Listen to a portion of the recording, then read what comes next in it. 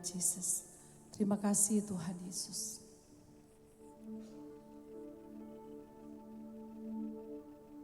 Kami tahu Engkau ada di tempat ini Tuhan.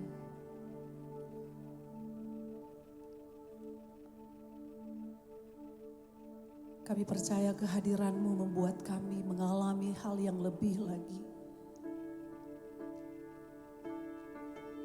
Kau tahu setiap isi hati kami Bapa. Jauh kedalaman hati kami. Kami hanya mau berkata, terima kasih Tuhan Yesus. Engkau memberikan penolong bagi kami. Roh-Mu yang hidup di dalam kami Tuhan. Yang membuat kami berkata sampai hari ini. Kami kuat, kami mampu, kami sanggup. Oleh karena Roh-Mu yang hidup yang ada di dalam kami. Yang terus bekerja atas hidup kami.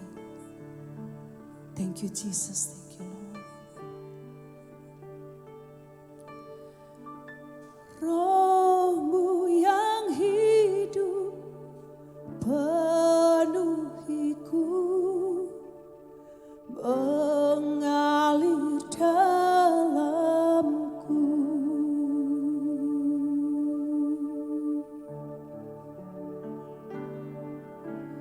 Jiwaku tenang bersamamu dalam naunganmu.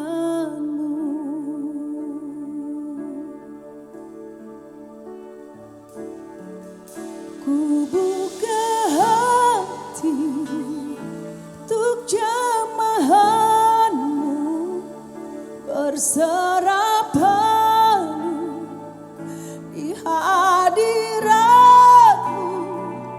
Kau ambil alih seluruh hidupku di altar-Mu, menyembah-Mu.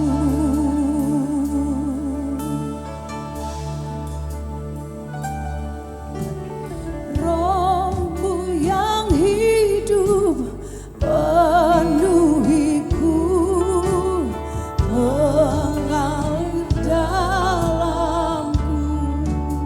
Ku hidup oleh karena anugerah-Mu. Ku hidup oleh anugerah-Mu yang menyertai, yang menyertaiku, yang menyertai. Ku buka hati untuk jamahan-Mu, berserah penuh di hadirat-Mu. Kau ambil alih seluruh hidupku di altar-Mu, menyembah-Mu.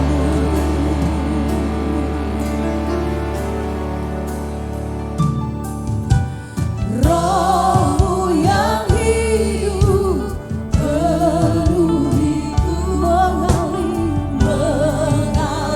dalam jiwaku tenang, jiwaku tenang bersama-Mu dalam naungan. Ku buka hatiku untuk jamahan-Mu, berserah penuh di hadirat-Mu, Tuhan. Seluruh hidup di altar-Mu, Tuhan.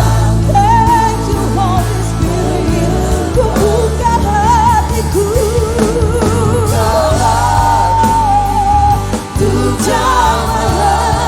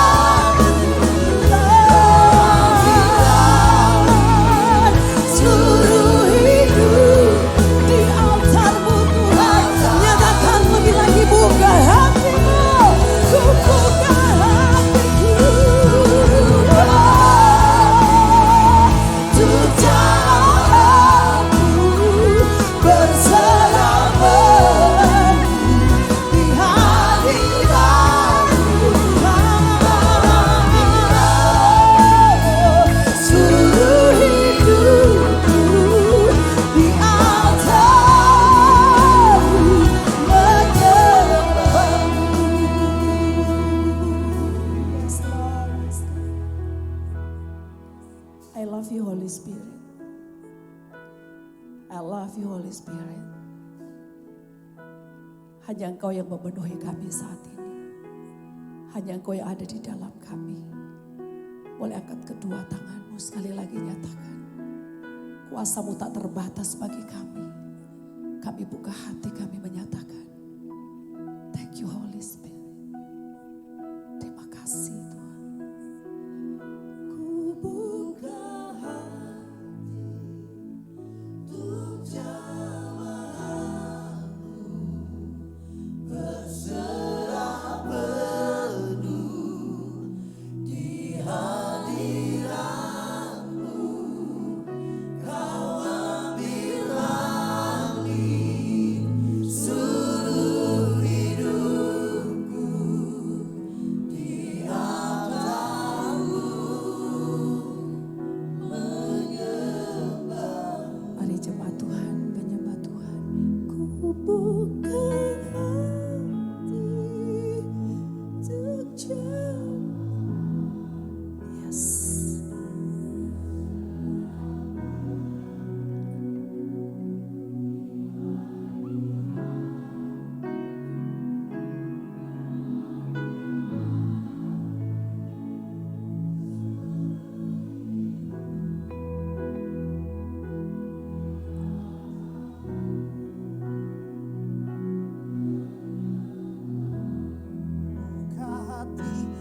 Buka hati untuk jamaah-Mu, berserah penuh di hadirat-Mu. Kau ambil alih seluruh hidupku, di altar-Mu menyembah-Mu.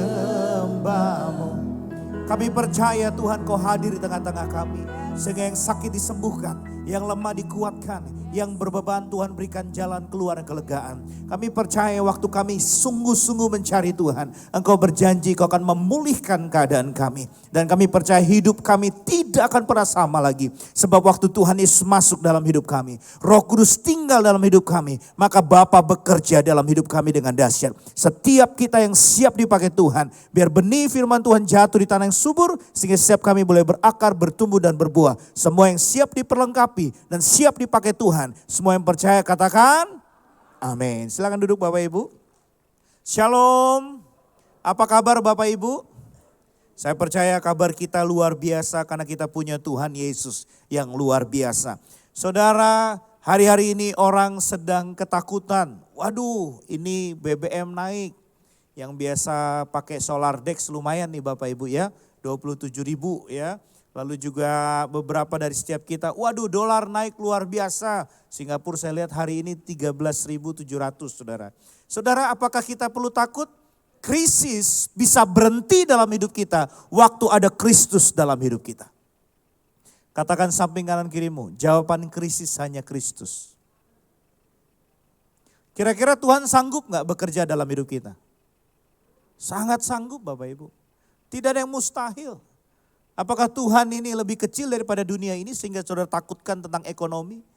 Masalah uang itu terlalu kecil untuk Tuhan pulihkan dalam hidup kita.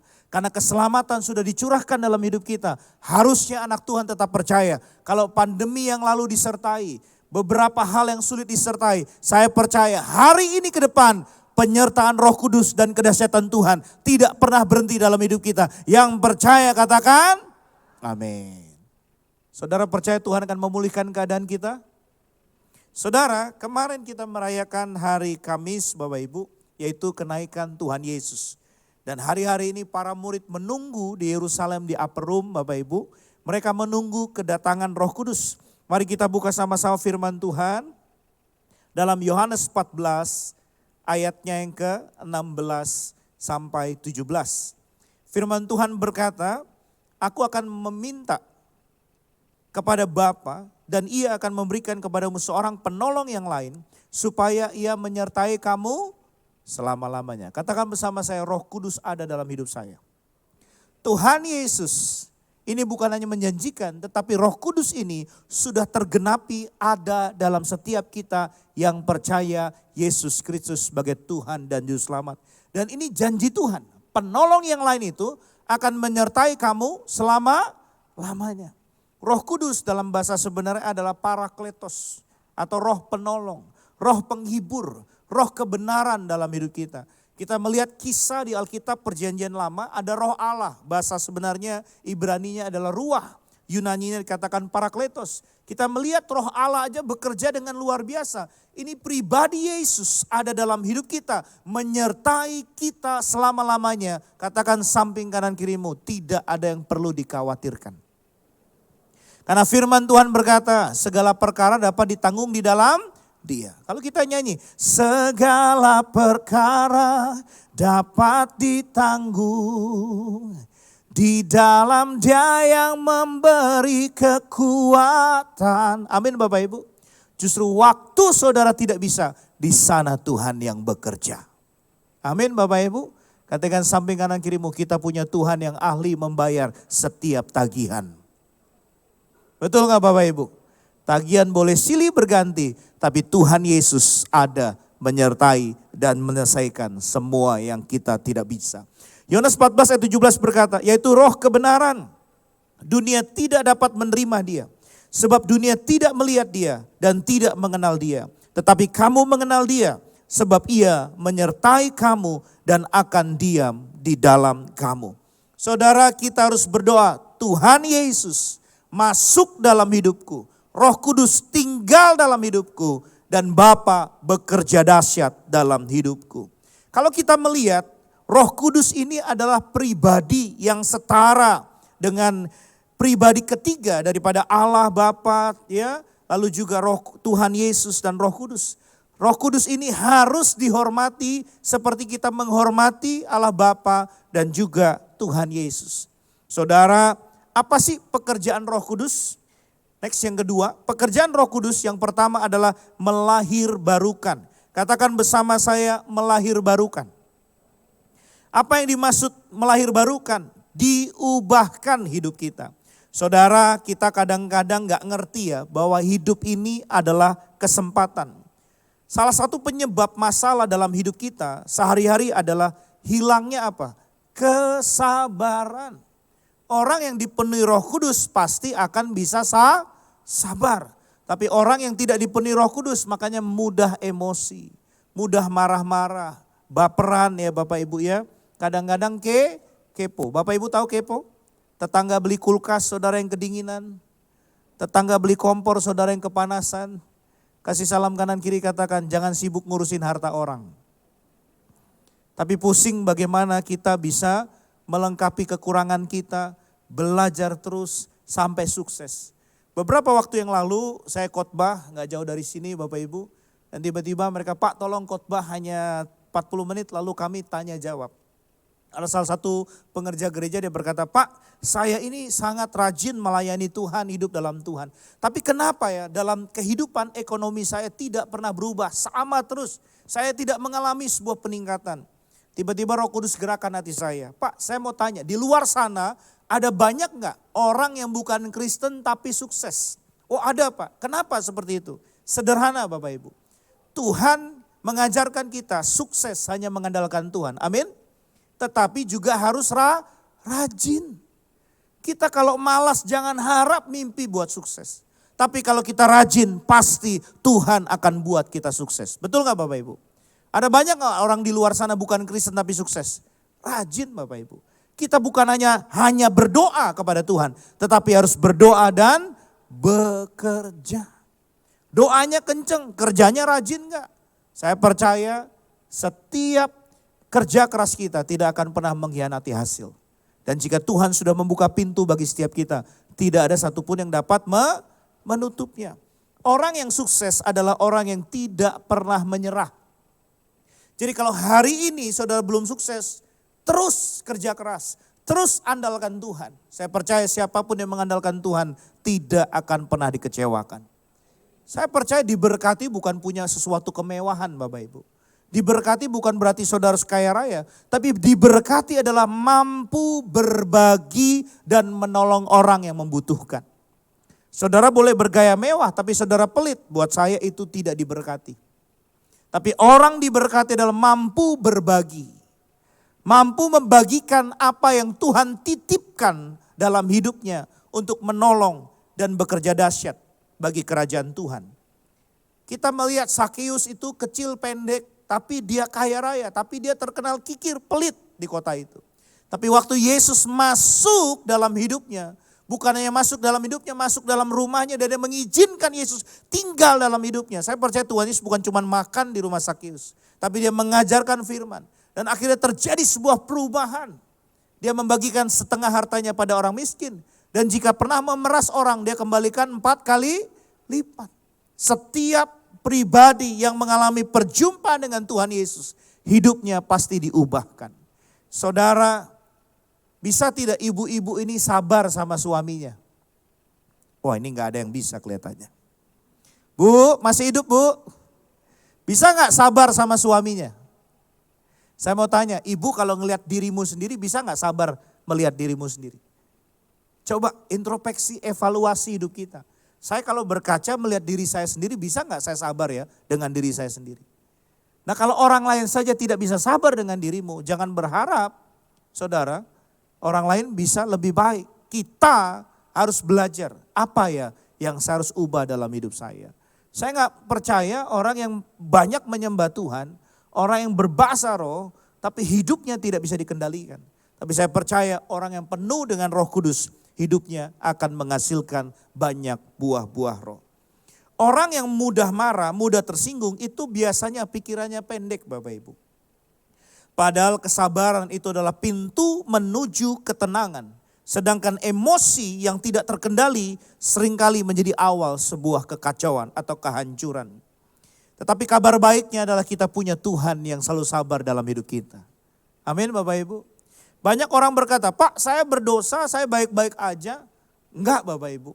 Tuhan itu sedang memberikan kesempatan untuk kita bertobat.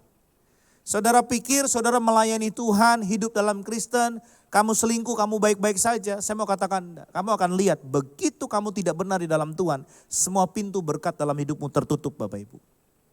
Kamu sulit bukan karena Tuhan tidak mengasihimu.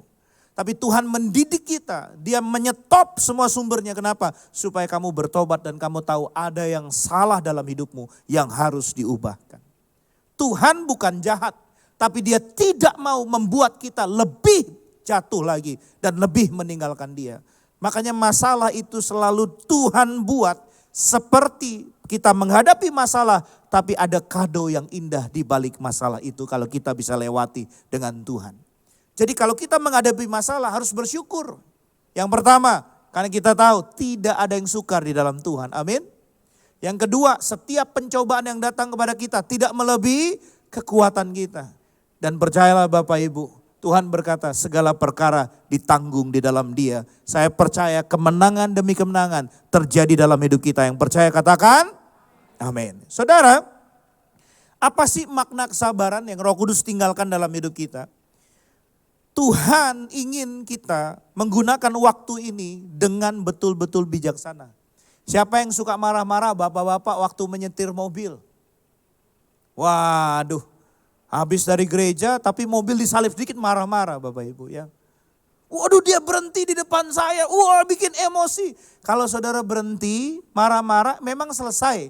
Apalagi kalau di mobil kita ada tanda salib lalu kita marah-marah. Mobilnya disalibkan, supirnya belum disalibkan Bapak Ibu. Saudara, Tuhan mau hidup kita berubah dan memancarkan siapa Tuhan yang kita sembah. Saya percaya semakin dekat dengan Tuhan, semakin pribadi Tuhan juga ada dalam hidup kita.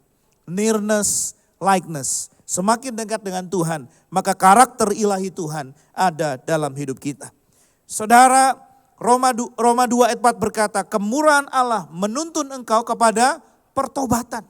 Pertobatan adalah berbicara di mana kita mengalami kuasa Roh Kudus. Saya nggak percaya orang yang mengalami Roh Kudus hidupnya akan sama, tidak akan pernah sama. Saya percaya orang yang mengalami Roh Kudus hidupnya tidak sama lagi, tetapi mengalami pembaruan demi pembaruan dalam hidupnya. Contohnya seorang ayah tidak langsung menghukum anaknya. Saudara, kalau saudara punya anak ya Bapak Ibu ya, kalau dia salah pasti, nak jangan naik kursi nanti jatuh. Tapi berkali-kali dia melakukan kesalahan, pasti saudara berkata, udah biarin dia ngerasain jatuh. Betul gak Bapak Ibu?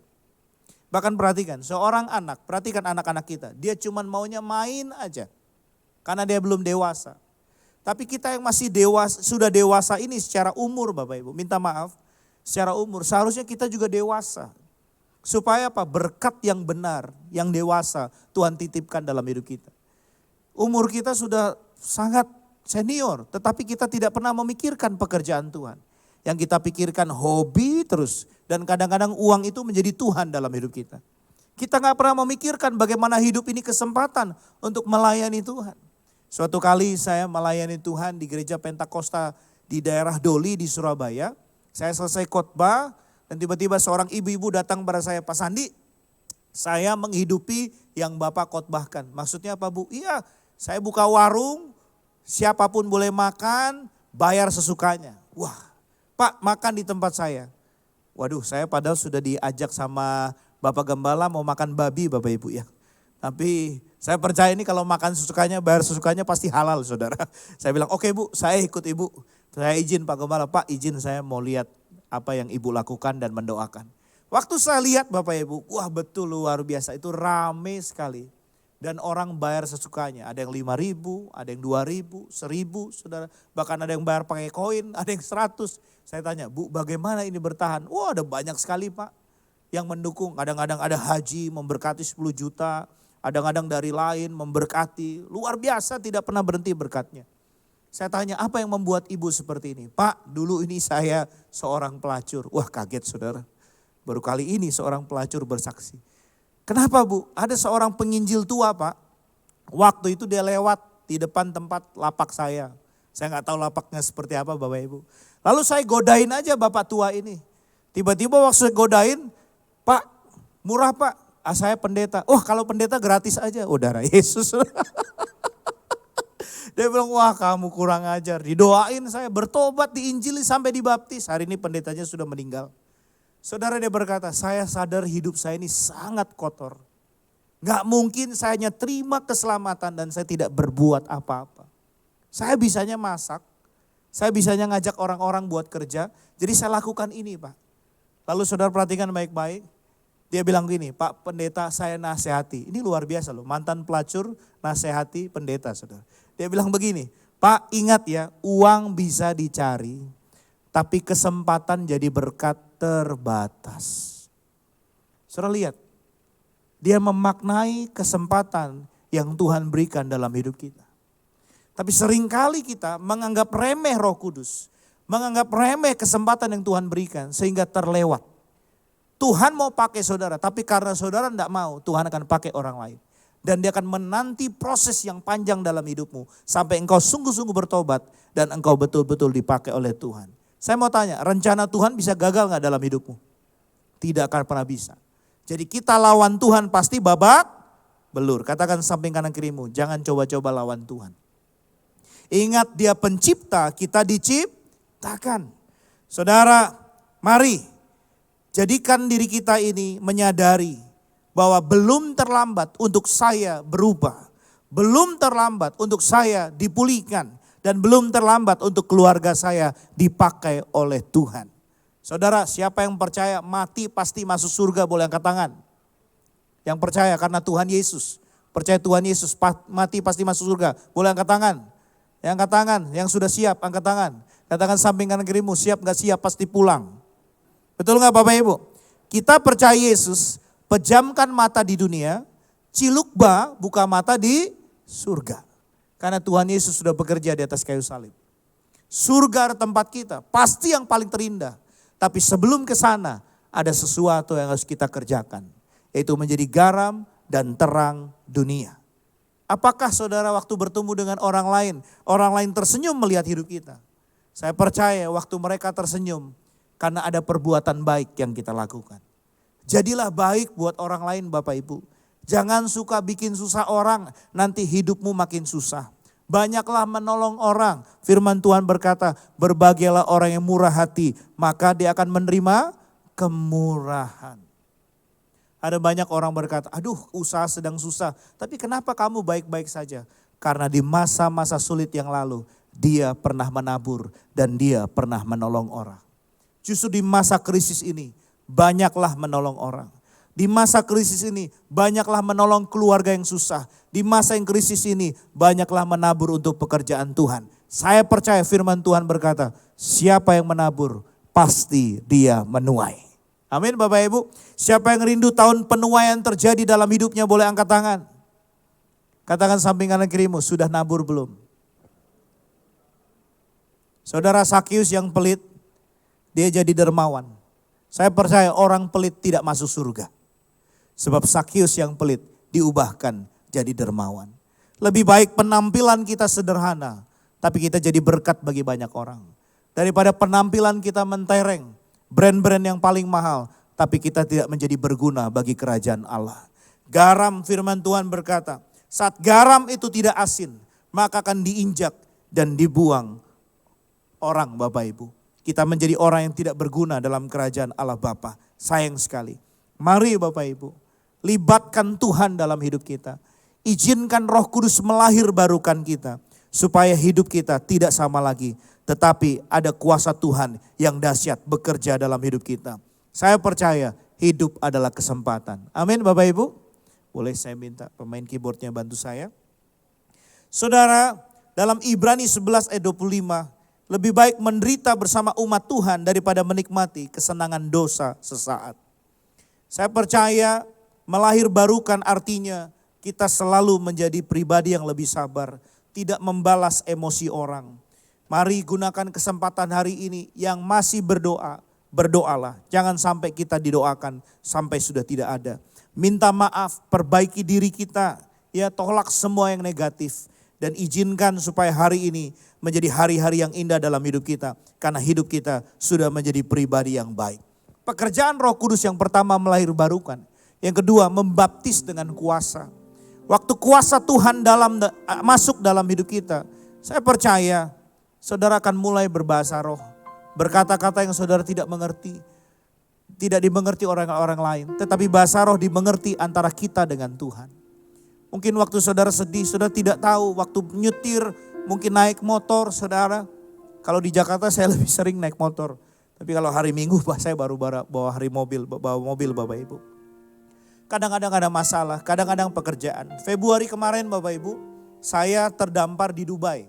Banyak teman saya, mereka di Israel, masih ada di Israel, masih ada apa. Tapi saya mendarat di Dubai dan tiba-tiba saya keluar. Dan waktu saya keluar, tiba-tiba tidak dapat apapun Bapak Ibu. Hotel apapun, seminggu kita di Dubai, bayar sendiri, makan sendiri. Saudara, apa yang kita lakukan? Doa nyembah Tuhan. Sehari hotel bisa 3 juta sampai 2 juta Bapak Ibu. Berapa orang yang harus dibayar? Dan ada satu orang mereka harus lari ke Oman satu keluarga. Dan tiba-tiba mereka pulang ke Jakarta, hanya beda 1 hari dengan kami. Lalu mereka bilang, Pak Sandi bagaimana refund tiket saya? Saudara, kita sudah tahu kondisi seperti ini sulit sekali. Tapi saya bilang, Pak, saya akan ganti rugi berapapun kerugian Bapak. Tapi kasih waktu saya buat cicil. Saudara, secara bisnis kita tahu, kita agent tidak mungkin bisa mengganti semuanya secara langsung. Tetapi secara Roh Kudus kita anak Tuhan. Pekerjaan kita adalah menghadirkan kerajaan Allah Bapa. Kita gak boleh rugikan orang. Kita boleh kerja, sekalipun kita ini kesalahan maskapai. Tapi kita tetap harus bertanggung jawab. Saya bilang, Pak kalau tidak diganti, saya akan ganti rugi. Karena buat saya nama baik lebih berharga daripada segalanya Bapak Ibu. Dan kadang kita dalam pekerjaan, saya juga dirugikan, saya gak mau rugi dong, seperti itu. Tapi nyatanya waktu kita bertanggung jawab, ada banyak pintu yang Tuhan bukakan dalam hidup kita.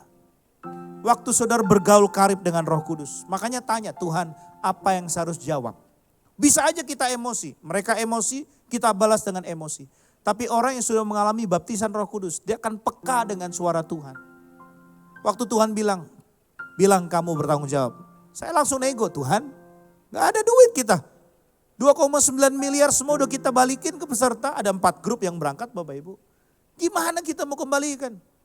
Tapi Roh Kudus bilang kamu bertanggung jawab. Saya cuma mau taat Bapak Ibu. Dan waktu saya bilang bertanggung jawab, tiba-tiba istri saya dari Singapura bilang, ada investor masuk 1,2 triliun. Kita kerjakan tambang ini. Tepuk tangan buat Tuhan Yesus. Saudara, sering kali dalam hidup kita nggak peka dengan suara Tuhan. Dan akhirnya Bapak Ibu, kita nggak ngalami apa-apa. Tapi jadilah terang dimanapun saudara berada. Supaya apa? Supaya Tuhan membuka setiap pintu yang tertutup dalam hidup kita. Orang yang mengalami baptisan Roh Kudus hidupnya berbeda. Air matanya pun juga berbeda. Dia akan menangis bukan Tuhan bayar hutang saya. Tuhan tolong saya. Tuhan sembuhkan saya. Tapi dia akan menangis, Tuhan pakai saya. Mumpung saya masih hidup. Saya bersyukur dalam setiap pelayanan saya ketemu orang-orang hebat yang dipakai Tuhan Bapak Ibu. Yang dia bukan orang kaya tapi pekerjaannya jadi berkat buat orang lain. Dan itu membuat saya tulus. Saya melayani tidak jauh dari sini di Jakarta Barat di belakang Kampung Ambon. Namanya Mangga Ubi, Kebun Sayur. Itu semuanya orang Timur Bapak Ibu. Dan mereka adalah orang yang di rumah liar. Rumahnya gubuk, tripleks segala macam.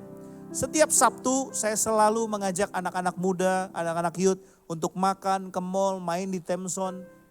Buat mereka bahagia. Dan minggu ini juga jam 10 mereka ibadah di tengah-tengah tempat sampah itu. Gereja memang selalu minus, tetapi untuk misi memberi makan janda miskin, itu kami selalu bayar harga dengan semua pengerja. Saya tidak mengambil gaji perpuluhan persembahan dari gereja. Tapi kerinduan saya uang gereja ini benar-benar untuk misi Tuhan. Saya rindu di masa depan gereja Tuhan menjadi milik Tuhan. Keuangan gereja menjadi milik Tuhan, yaitu misi Tuhan. Matius 25 ayat 40 berkata, apapun yang kau lakukan bagi salah saudaraku yang paling hina ini, engkau melakukan untuk aku. Yang membuka pintu berkat dalam hidup kita adalah orang-orang di sekitar kita. Saudara, beberapa waktu ini saya bertemu dengan beberapa anak muda. Dia berkata seperti ini, Pak, sekarang ini semenjak COVID Tuhan membukakan hati saya. Lebih baik ibadah itu online. Loh kenapa? Karena irit Pak, gak usah persembahan katanya. Oh iya, oke. Lalu kedua bisa sambil ngopi, bangun terserah. Ibadah jam berapa saja. Saya godain dia. Orang kalau ibadah online berkatnya online bro. Orang kalau ibadah onsite berkatnya saat ini juga. Tepuk tangan buat Tuhan Yesus. Lalu juga ada anak muda berkata seperti ini, Pak, saya kalau ibadah masuk mall parkir berapa jam? Bensin berapa? Perhitungan luar biasa. Roh Kudus gerakan hati saya gini, kamu kalau ke mall, kamu itu gak parkirnya berapa? Kamu belanja, kamu itu gak belanjaannya berapa? Kamu ke Tuhan, kamu perhitungan luar biasa. Tapi kalau untuk dirimu, kamu gak perhitungan. Perhatikan baik, berkat yang Tuhan titipkan dalam hidup kita terlalu banyak Bapak Ibu. Tapi apa yang saudara berikan kepada Tuhan terlalu sedikit. Saya jujur sama saudara. Masihkah kita bisa perhitungan sama Tuhan? Wah saya parkir berapa ya kalau ke gereja? Saya bensinnya berapa ya? Ininya berapa ya? Selalu seperti itu. Tapi apa yang Tuhan curahkan dari surga buat kita terlalu banyak. Bisakah kita perhitungan sama Tuhan? Gak bisa Bapak Ibu. Sebab apa yang dia sediakan bagi kita terlalu besar, terlalu banyak. Yang percaya katakan amin. Siapa yang rindu memberikan dengan hatinya yang terbaik buat Tuhan? Angkat tangan, lihat ke atas, katakan Tuhan terima kasih. Terlalu besar kasih-Mu Bapa, pengorbanan Kau berikan bagiku. Terlalu mahal darah-Mu Yesus, tercurah untuk menebus hidupku.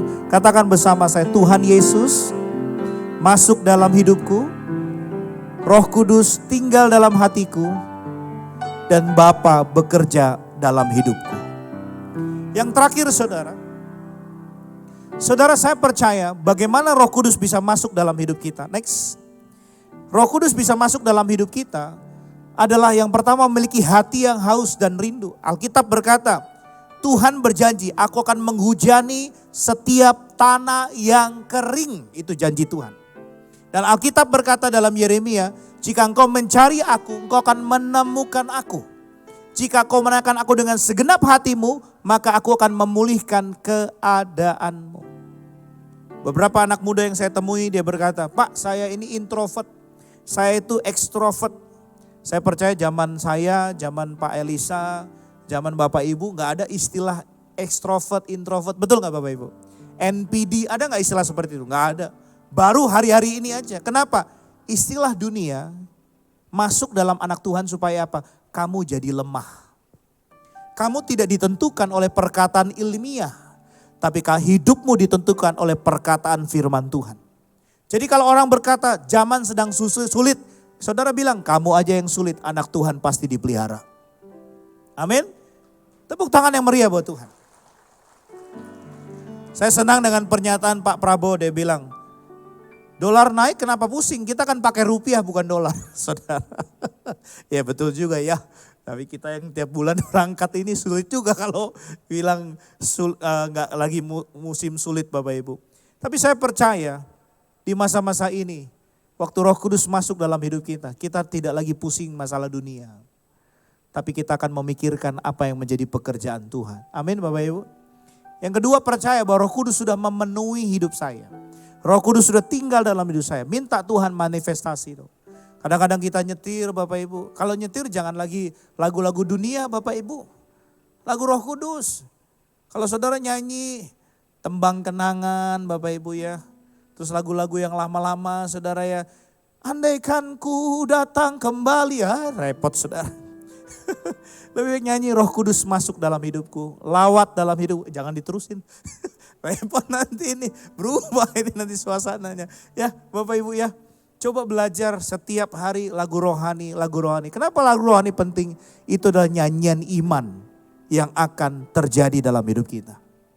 Makanya orang yang mendengar nyanyian iman, hidupnya beda Bapak Ibu. Usaha beda. Toko boleh kelihatan sepi, tapi saudara sedang berperang dalam iman. Kelihatan sepi, tapi Roh Kudus sedang bukakan banyak berkat. Amin. Tiap hari deklarasikan, toko ini punya Tuhan. Saya percaya Tuhan akan pelihara dengan dahsyat. Percaya Roh Kudus juga sudah tinggal dalam anak-anakmu. Bapak Ibu, kerohanian anak kita adalah tanggung jawab kita. Bukan saudara bawa ke gereja lalu saudara berikan, oh ini tanggung jawab gereja, anak saya rohani, gak bisa. Tanggung jawab kerohanian anak kita adalah tanggung jawab kita. Didik mereka, ajar mereka berdoa. Kalau bisa dari masa kecil mereka cinta sama Tuhan. Saudara kita melayani Tuhan.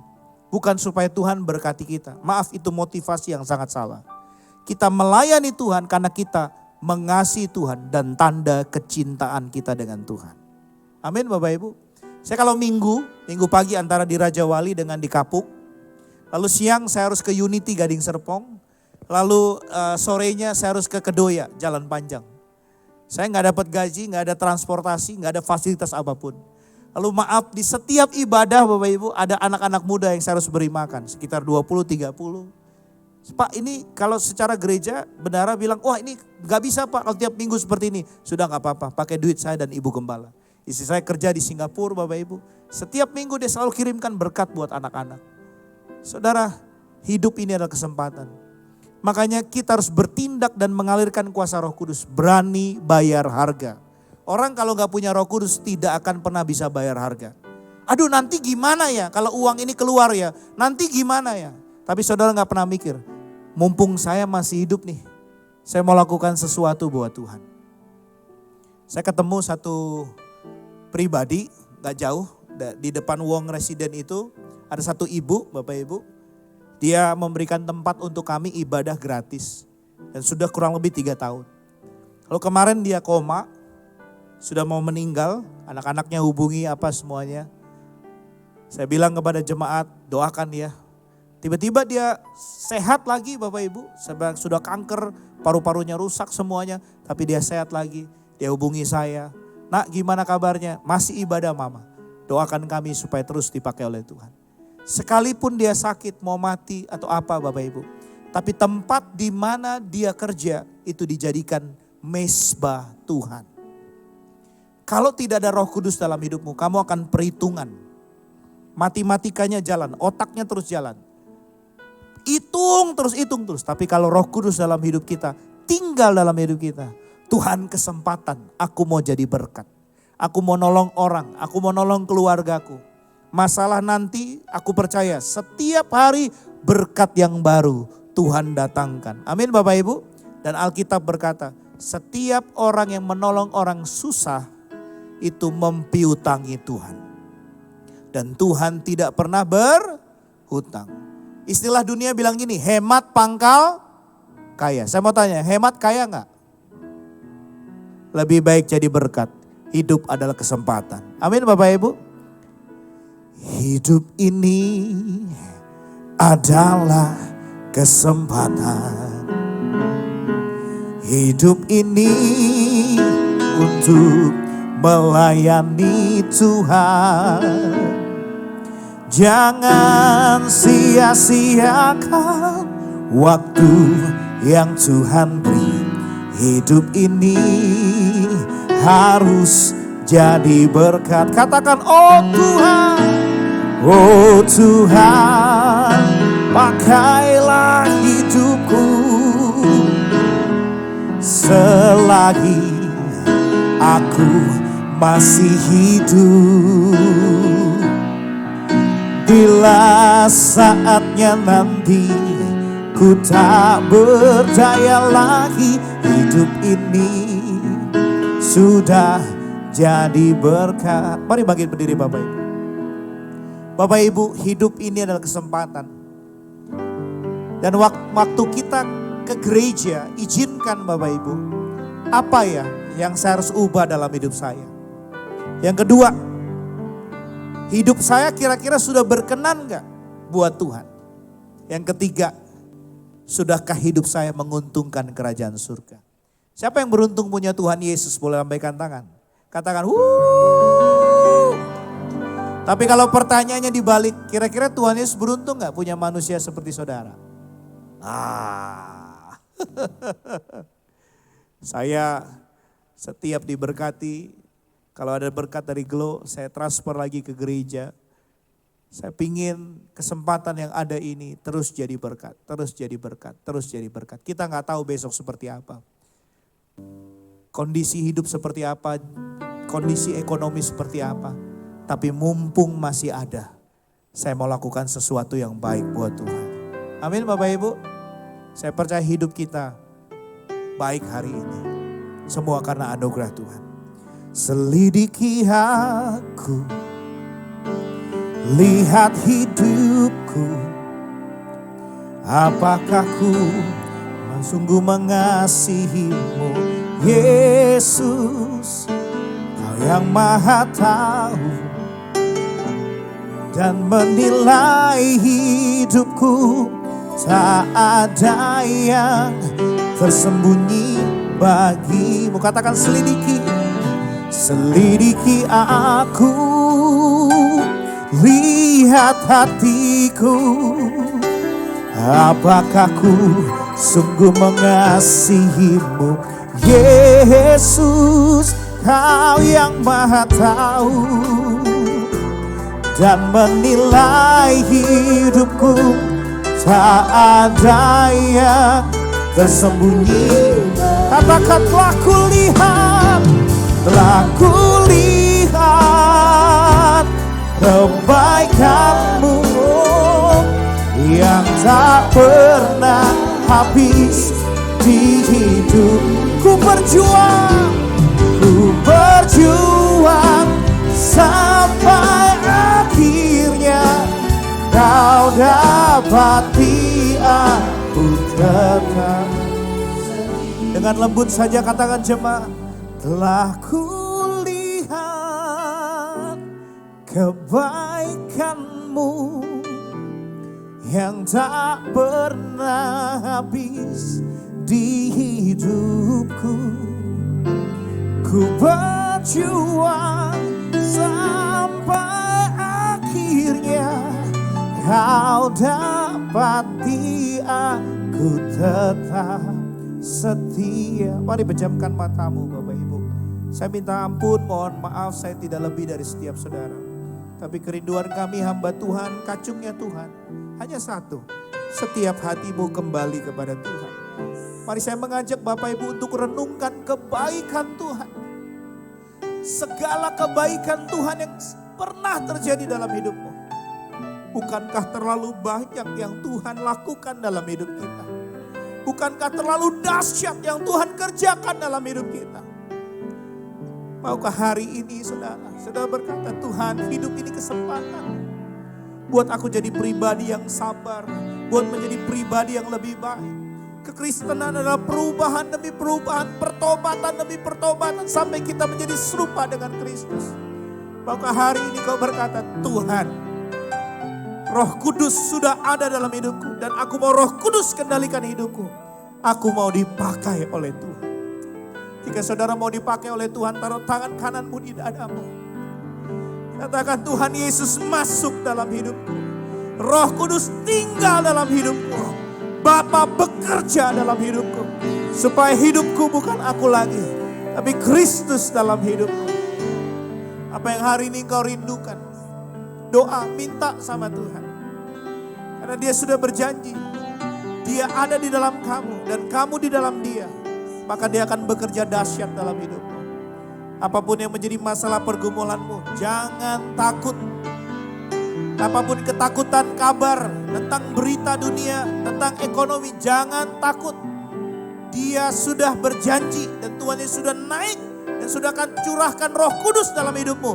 Tuhan berkata, aku menyertai kamu selama-lamanya. Tergenapilah firman Tuhan di gereja ini. Tanda heran dan ajaib terjadi. Kuasa Tuhan yang dahsyat dinyatakan.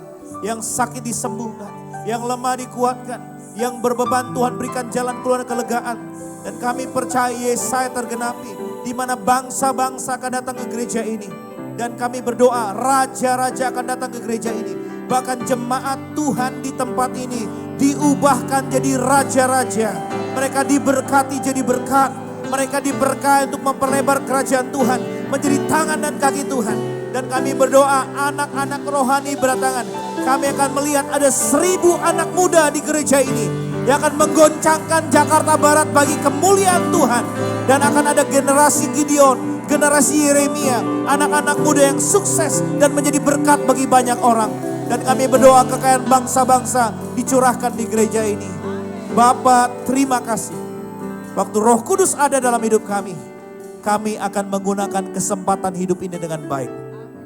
Karena hidup kami bukan kami lagi, tapi Kristus dalam hidup kami. Semua yang siap dipakai Tuhan, semua yang percaya katakan, sebelum duduk kasih salam kanan kiri katakan, mumpung masih hidup, berikan yang terbaik bagi Tuhan. Shalom, Tuhan memberkati.